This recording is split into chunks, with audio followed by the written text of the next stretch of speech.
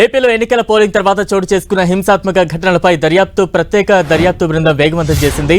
ఈ రోజు రాత్రికి నివేదిక సిద్ధం చేయనుంది సిట్. రేపు సీఈసీకి నివేదిక ఇచ్చే అవకాశం ఉంది.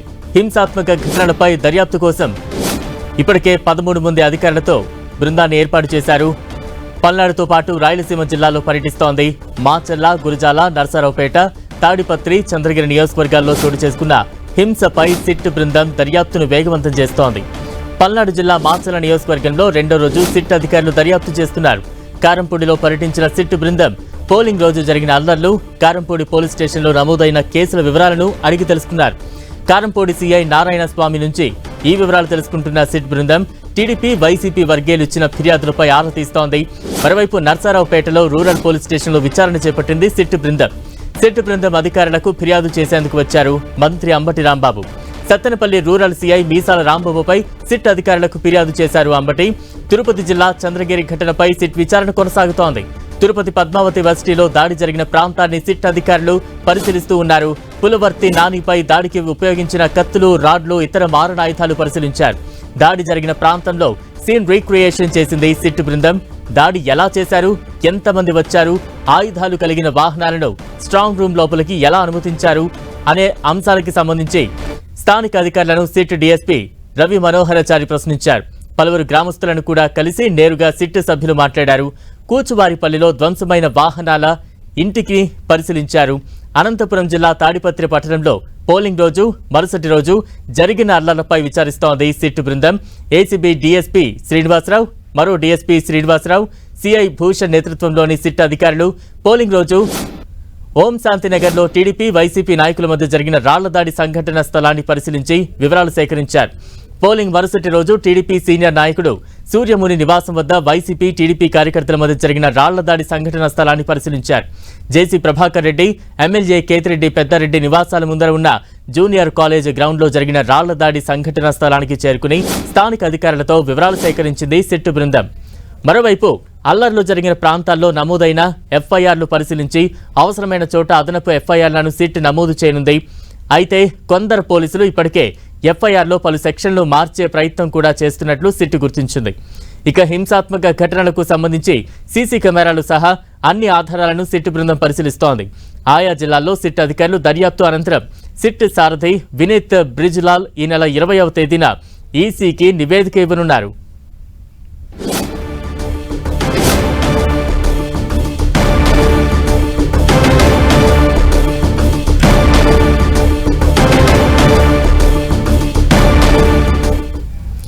ఇదే అంశానికి సంబంధించి మరింత అప్డేట్స్ అందించేందుకు మా ప్రతినిధి విజయవాడ నుంచి విజయచంద్రన్, అలాగే అనంతపురం నుంచి జగదీష్ సిద్ధంగా ఉన్నారు. విజయచంద్రన్, సిట్ బృందం దర్యాప్తుకు సంబంధించి ఎటువంటి అప్డేట్స్ ఉన్నాయి?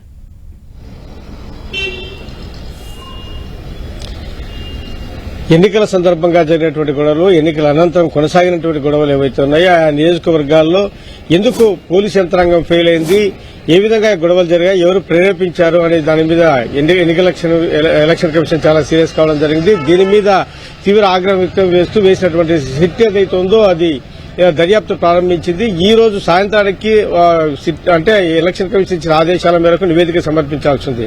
అయితే పని యొక్క తీవ్రత ఎక్కువగా ఉండడము, తర్వాత తీసుకోవాల్సినటువంటి ఆధారాలు ఇవన్నీ కూడాను చాలా ఎక్కువగా ఉన్నటువంటి నేపథ్యంలో ఇది మరికొంత ఆలస్యమయ్యే పరిస్థితులు అయితే కొనసాగుతున్నాయని చెప్పొచ్చు. సిట్ బృందము ఇప్పటికే ఆయా ప్రాంతాలకు వెళ్లి అక్కడ ఎవరెవరైతే బాధితులు ఉన్నారో, గొడవల్లో గాయపడిన వాళ్ళు, నష్టపోయిన వాళ్ళు, తర్వాత అక్కడ జరిగినటువంటి పరిస్థితులు అవన్నీ తెలుసుకునే ప్రయత్నం చేయడం జరుగుతూ ఉంది. ఇప్పటికే ఆయా ప్రాంతాలకు వెళ్లి ప్రధానంగా చూస్తే కనుక తిరుపతి మహిళా యూనివర్సిటీలోకి ఏ విధంగా మారణాయుధాలతో రావడం జరిగిందనే దాని మీద ప్రధానంగా దృష్టి పెట్టడం జరిగింది. అక్కడ కత్తులు, గొడవలు, సుత్తి లాంటి మారణాయుధాలతో ఎలా వచ్చారు, అక్కడ సెక్యూరిటీ ఏం చేస్తుందనే దాని మీద కూడా ప్రశ్నించడం జరిగింది.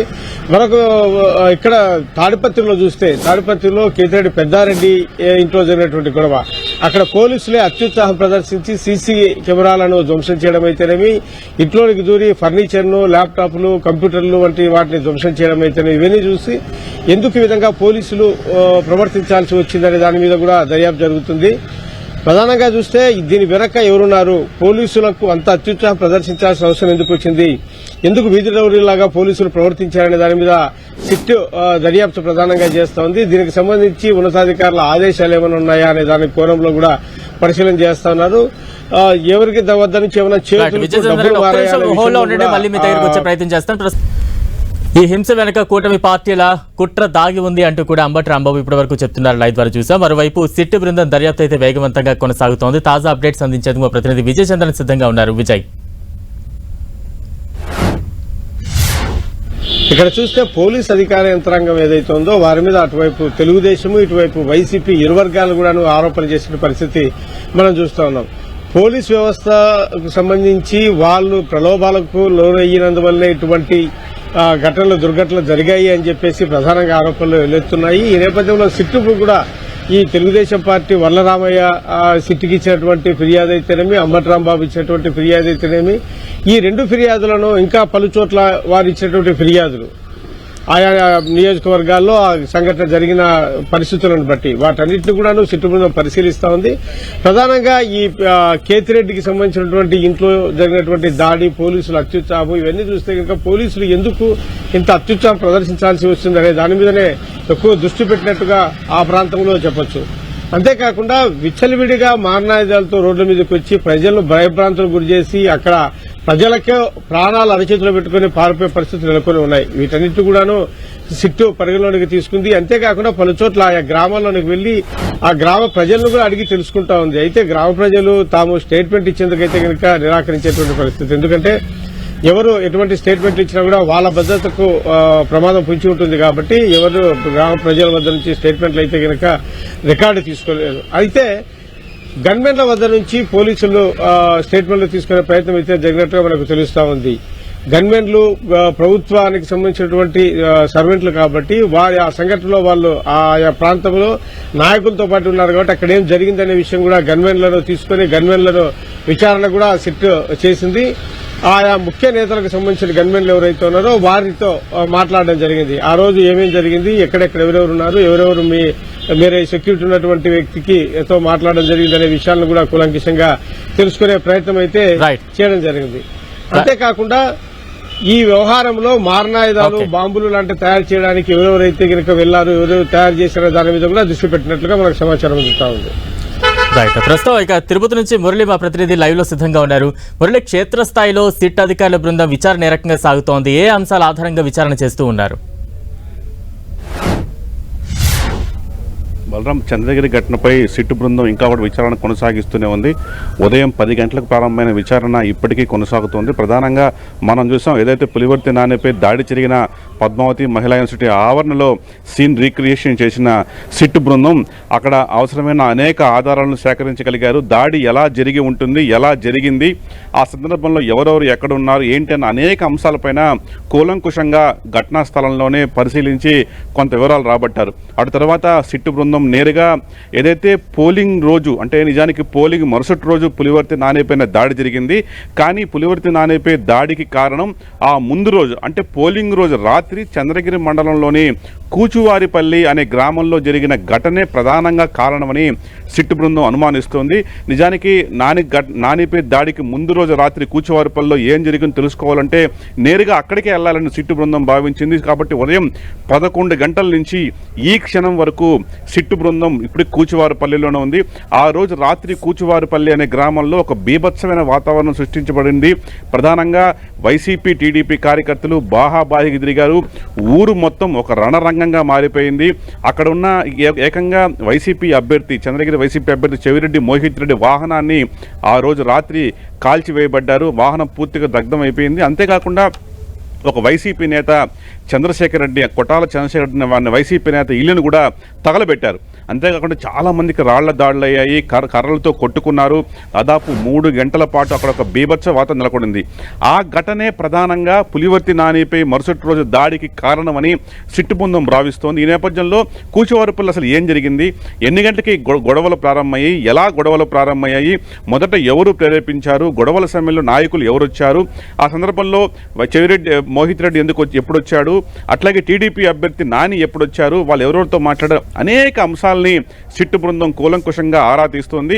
దానిపైన ఒక నివేదిక కూడా సిద్ధమైంది. చాలామంది గ్రామస్తుల నుంచి ఒక స్టేట్మెంట్స్ కూడా తీసుకున్నారు. సో మొత్తంగా ఈవేళ సాయంత్రం వరకు రాత్రి వరకు కూడా ఈ విచారణ కొనసాగుతుంది. అట్టే సమయం కూడా లేదు. వెంటనే 48 గంటలు నివేదిక ఇవ్వాల్సిన నేపథ్యంలో మరి కాసేపట్లోనే ఈ విచారణ ముగించి ఇక్కడి నుంచి పూర్తి నివేదికను ఇక్కడి నుంచి ఐజీకి ఇవ్వబోతున్నారు. Right, thank you Murali. మరోవైపు సిట్ బృందం దర్యాప్తునకు సంబంధించి మరింత అప్డేట్స్ అందించేందుకు మా ప్రతినిధి జగదీష్ అనంతపురం నుంచి లైవ్లో సిద్ధంగా ఉన్నారు. జగదీష్. బలరాం, అనంతపురం జిల్లా తాడిపత్రిలో పోలింగ్ రోజు జరిగిన ఘటన, అలాగే మరుసటి రోజు జరిగిన ఘర్షణకు సంబంధించి సిట్ బృందం ఏర్పాటు చేసింది ఎన్నికల కమిషన్. ఈ నేపథ్యంలోనే ఒంగోలు ఏసీబీ డీఎస్పీ శ్రీనివాసరావు ఆధ్వర్యంలో మరో డీఎస్పీ అలాగే సిఐ భూషణ్ ఆధ్వర్యంలో 3 సభ్యులు గల సిట్ బృందం నిన్న సాయంత్రం 8 గంటలకు తాడిపత్రి పట్టణానికి చేరుకుంది. అనంతరం పోలీసులతో కలిసి ఓంశాంతినగర్లో టీడీపీ సీనియర్ నాయకుడు సూర్యమణి ఇంటి దగ్గర వెళ్ళి అక్కడ ఘర్షణకు సంబంధించిన ఎలా జరిగింది ఏమిటి పూర్తి విచారణ చేపట్టారు. అనంతరం అక్కడ నుంచి జేసీ ప్రభాకర్ రెడ్డి ఇంటి ముందు అలాగే ఎమ్మెల్యే పెద్దారెడ్డి ఇంటి మధ్యలో ఉన్న కాలేజ్ గ్రౌండ్లోకి వచ్చి అక్కడ కూడా పరిశీలన ఘటనకు సంబంధించిన రాళ్లు రూకున్న టీడీపీ నాయకులు కార్యకర్తలు అలాగే వైసీపీ నాయకులు కార్యకర్తలు రాళ్లు రూకున్న ఘటన పరిశీలించి అక్కడ కూడా విచారణ చేపట్టారు.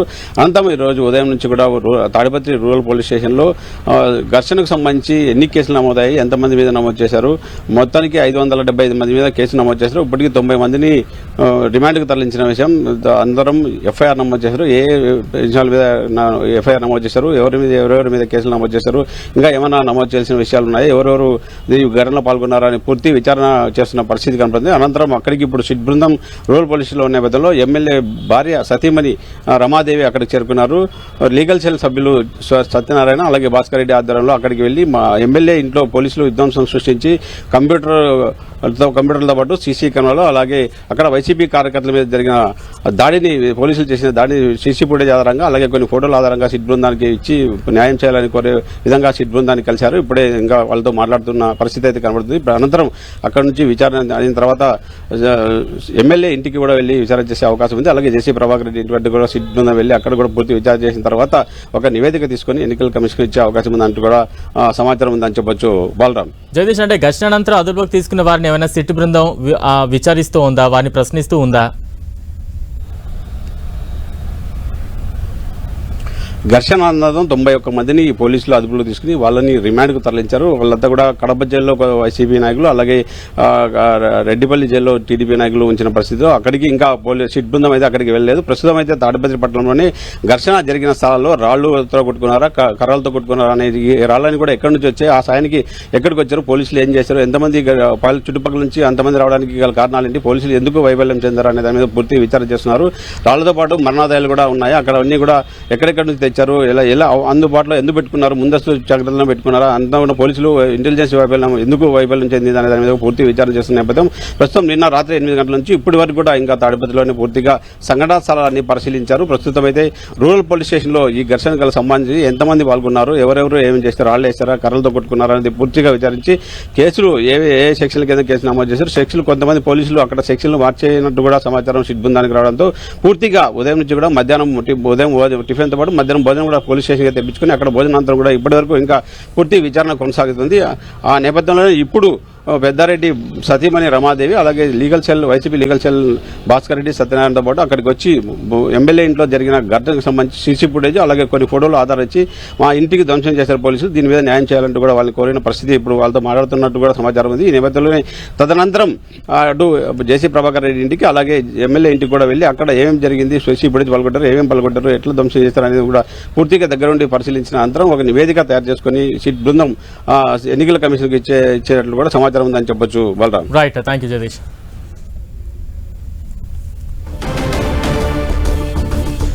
సిట్ బృందం తన దర్యాప్తునైతే వేగవంతం చేస్తోంది. ఒకవైపు గుంటూరు జిల్లా కావచ్చు, మరోవైపు తిరుపతి కావచ్చు, ఈ ప్రాంతాల్లో అనంతపురంలో కావచ్చు క్షేత్రస్థాయిలో పరిశీలిస్తోంది. అక్కడ సీసీ ఫుటేజ్లు కావచ్చు, లేదంటే మీడియాకు సంబంధించిన ఫుటేజ్ కావచ్చు, ప్రత్యక్ష సాక్షులను ప్రశ్నించడం కావచ్చు, పొలిటికల్ లీడర్ని వారి నివాసాలకు చేరుకుని అక్కడ ప్రశ్నించడం కావచ్చు, ఇవన్నీ కూడా సిట్ దర్యాప్తు అయితే వేగవంతంగా చేస్తూ ఉన్న సిచ్యువేషన్స్ అయితే మనం చూస్తూ ఉన్నాం. మరోవైపు అమ్మటి రాంబాబు కొద్దిసేపటి క్రితం మాట్లాడారు. ఈ హింస వెనుక కూటమి పార్టీల కుట్ర దాగి ఉంది అంటూ కూడా ఆయన పెద్ద ఎత్తున ఆరోపణ చేస్తున్న సిచ్యువేషన్స్ అయితే చూస్తూ ఉన్నాం. ఖచ్చితంగా సిట్టు బృందం క్షేత్రస్థాయిలో పర్యటిస్తోంది. 48 గంటల్లో ఈసీకి అయితే నివేదిక సమర్పించాల్సిన పరిస్థితులు ఉండడంతో క్షేత్రస్థాయిలో పరిశీలించి అలాగే పోలీస్ స్టేషన్లకు సంబంధించి అక్కడ ఎఫ్ఐఆర్లు ఏ రకంగా నమోదయ్యాయి అంటూ కూడా ఆ కేసుల తీవ్రతను కూడా అబ్జర్వ్ చేస్తున్న సిచ్యువేషన్స్ అయితే క్షేత్రస్థాయిలో సిట్ చేస్తోంది. తాజా అప్డేట్స్ అందించేందుకు మా ప్రతినిధి నాగరాజు సిద్ధంగా ఉన్నారు. నాగరాజు, బలరాం, ఈ రెండో రోజు కూడా సిట్ అధికారుల విచారణ మాత్రం కొనసాగుతూ ఉంది.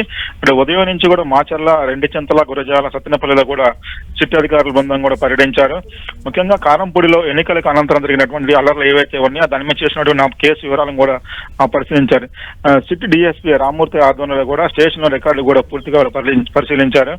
కారంపూడి సిఐ నారాయణ స్వామి నుంచి కూడా వివరాలు అడిగి పూర్తి తెలుసుకున్నారు. అంటే ఆ కేసు సంబంధించినటువంటి అంటే ఆ రోజు జరిగిన అల్లరి తర్వాత కూడా వాళ్ళ మీద నమోదైన కేసులు కానీ విచారణ ఇచ్చినటువంటి వారు ఎవరైతే ఉన్నారో మొత్తానికి అసలు విచారణ దాని మీద ఆ కారంపూడిలో ఘటన జరిగిన సంబంధించినటువంటి వాళ్ళు రాళ్ళు ఎలా రువ్వుకున్న దాని మీద కానీ మిగతా రాడ్లు కానీ మిగతా కూడా సేకరించుకొని ఒకరి మీద ఒకరు దాడులు చేస్తున్న సంఘటన సంబంధించినటువంటి వివరాలు కూడా పూర్తి స్థాయిలో కూడా విచారణ చేపట్టారు. వాటి నర్సాపేట రూరల్ పోలీస్ స్టేషన్ లో కూడా విచారణ చేశారు. మొత్తం ముఖ్యంగా చూసినట్టయితే అక్కడ ఎన్నికల రోజు కూడా సాయంత్రం రోజు కూడా అక్కడ నర్సాపేటలో కూడా ఇరు వర్గాల మీద ఒకరి మీద ఒకరు దాడులు చేసుకున్నారు. ఆ సమయంలో కూడా అంటే పూర్తి స్థాయిలో ఒకరు ఇలా అంటే ఇంతమంది కూడా ఇంత వందలాది మంది కూడా ఒకేసారి గుమ్మికూడి కూడా దాడులు చేసుకోవడం ఈ ఘటనకు సంబంధించిన రాళ్ల దాడికి సంబంధించినటువంటి వ్యవహారాల మీద కూడా పూర్తి స్థాయిలో కూడా విచారణ చేశారు. దీని మీద కూడా వీళ్ళు ఇప్పటికే సిట్ బృందం కూడా కొన్ని వివరాలు సేకరించా ఉంది. అటు సత్తెనపల్లి రూరల్ సిఐ కూడా మీసాల రాంబాబు కూడా సిట్ అధికారులు కూడా అమ్మటి రాంబాబు ఫిర్యాదు చేశాడు. అంటే పూర్తిగా కూడా టీడీపీ సహకరించాడు మాకు, తర్వాత మా అల్లుడి మీద దాడి జరిగిన తర్వాత కూడా దాని మీద అతను కొంత సహకరించలేదని చెప్పి దాని మీద కూడా అమ్మటి రాంబాబు కొంత ఫిర్యాదు చేయడం కూడా జరిగింది. అయితే ఇటు మాచర్ల కానీ అటు సత్తెనపల్లి కానీ అటు మిగతా మాచర్ల, గురజాల మొత్తం అన్ని చోట్ల కూడా దాదాపుగా వందలాది మంది మీద కూడా విచారించారు. కొంతమంది మీద ఇప్పటికే కేసులు కూడా నమోదు చేశారు. ఈ అందరూ కొంతమంది అదుపులోకి తీసుకుని కొంతమంది మీద ఎఫ్ఐఆర్లు కట్టారు. ఈ ఎఫ్ఐఆర్ లో కూడా అంటే మరికొంత లోతుగా దర్యాప్తు చేస్తామని చెప్పేసి కూడా సిట్ అధికారుల బృందం కూడా చెబుతున్న పరిస్థితి అయితే ఉంది. మొత్తానికైతే 2 రోజుల నివేదిక ఇవ్వడం నేపథ్యంలో కూడా మొత్తంగా కూడా అటు గురజాలకు సంబంధించినటువంటి మేడలో కానీ అటు మాచర్ల కానీ సత్తెనపల్లి కానీ మొత్తం అన్ని ఏరియాల్లో సిబ్బంది పర్యటన చేసింది. ఈ రోజు మొత్తం కూడా విచారించి నివేదిక సమర్పించే అవకాశం ఉంది. బలరాం, నాగరాజు, అంటే దాడి అనంతరం ఎంతమందిని పోలీసులు అదుపులోకి తీసుకున్నారు? ప్రస్తుతం అదుపులో ఉన్న వారిని ఏమైనా ప్రశ్నించే ప్రయత్నం చేస్తోందా సిట్? దాదాపు కొంతమంది అయితే విచారణ చేశారు. అంటే ముఖ్యంగా సంబంధించినటువంటి ఆ రోజు కారంపూడి సంబంధించినటువంటి సంఘటనలో కూడా వందలాది మంది కార్యకర్తలు మొత్తం అంతా అటు ఇరు వర్గాల వారు కూడా ఒకరి మీద రాళ్ళు దూకున్నారు. తర్వాత కొన్ని బలాలను కూడా తగలబెట్టారు. ఇళ్ల మీద కూడా దాడిగా పాల్పడి దీనికి సంబంధించినటువంటి వ్యవహారంలో కూడా దాదాపుగా 200 మంది కూడా అదుపులో తీసుకుని పోలీసులు విచారణ చేశారు. ఆ విచారణలో కూడా దాదాపుగా 100 ఎఫ్ఐఆర్లు కూడా కట్టిన సంఘటన మనం చూస్తున్నాము. అయితే ఈ కేసు సంబంధించినటువంటి వ్యవహారాల్లో మొత్తంలో కూడా చాలా మంది అయితే మాకు విచారించారని చెప్తున్నారు. ముఖ్యంగా రూరల్ సిఐ ఎవరైతే ఉన్నారో ఆ రూరల్ సిఐ మీద సంబంధించినటువంటి వ్యవహారంగా అతను కూడా విచారణ చేపట్టారు. అయితే ఇందులో ఎంతమంది పాల్గొన్నారు, ఎవరెవరు ఉన్నారు అందులో ఈ ఘటనలో కూడా అంటే ఇటువరకు అంటే స్టార్టింగ్ ఎవరు దాన్ని ముందు దీనికి స్టార్ట్ చేశారని దాని మీద కూడా విచారణ చేశారు. మొత్తంగా పోలీసు అధికారులను కూడా ఈ రెండో రోజు కూడా విచారణ చేసి ఒక నివేదికను అయితే మాత్రం సమర్పించనున్నారు. బలరాం, క్షేత్రస్థాయిలో ఎటువంటి ఆధారాలు సేకరించారు? మరోవైపు ప్రత్యక్ష సాక్షులు ఏమైనా ప్రశ్నిస్తూ ఉన్నారా? వారి నుంచి ఏమైనా ఇన్ఫర్మేషన్ గ్యాదర్ చేసే ప్రయత్నం కొనసాగుతోందా? అంటే ముఖ్యంగా ఘటనకు సంబంధించినటువంటి వ్యవహారం కారంపొడి కానీ ఆ సంఘటన వ్యవహరించిన నర్సాపేట కానీ ఎక్కడ సంబంధించినటువంటి ఎక్కడ జరిగినాయో ఆ ప్రాంతాల్లో కూడా సిట్ బృందం కూడా ఈ రోజు ఉదయం కారంపొడిలో పర్యటించిన అనంతరం కూడా లోపలికి రాబోతున్నటువంటి ఆ సీఎన్ కూడా ఆధారాలు సేకరించారంటే అసలు జరిగిన విషయాలు ఏమేమి సంఘటనలు ఏం జరిగినాయి, ఎందుకని జరిగింది విషయ సంఘటన అని చెప్పేసి కూడా ముఖ్యంగా సంబంధించినటువంటి ముందుగానే కావాలని చెప్పి ఏది ప్రాంతాల్లో కూడా దారుణ చేశారా లేదనుకుంటే పథకం ప్రకారం చేశారా దాని మీద కూడా విచారణ చేశారు. వీటి మీద కూడా ఇప్పటికే కొన్ని ఎఫ్ఐఆర్ నమోదు చేశారు. ఈ ఎఫ్ఐఆర్ లో కూడా అన్ని తూతూ మందంగా ఎఫ్ఐఆర్ నమోదు చేశారు లేదా బలమైన ఎఫ్ఐఆర్ నమోదు చేశారని దాని మీద కూడా ఇప్పటికే సిట్ బృందం కూడా ఆరా తీసింది. ఈ కేసులు వందలాది మంది మీద పెట్టినటువంటి కేసులు ఏవైతే ఉన్నా వాటిని కూడా క్షుణ్ణంగా పరిశీలించారు. దీని మీద కూడా మరింత కేసులు కూడా మరి ఆ కేసులు కూడా కొన్ని బలంగా పెట్టాలని చెప్పేసి కూడా చెప్పడం కూడా జరిగింది. దీని మీద కూడా మొత్తానికి ఈ రోజు తుది నివేదిక ఇవ్వనున్నారు. Balaram, okay, thank you Nagaraju.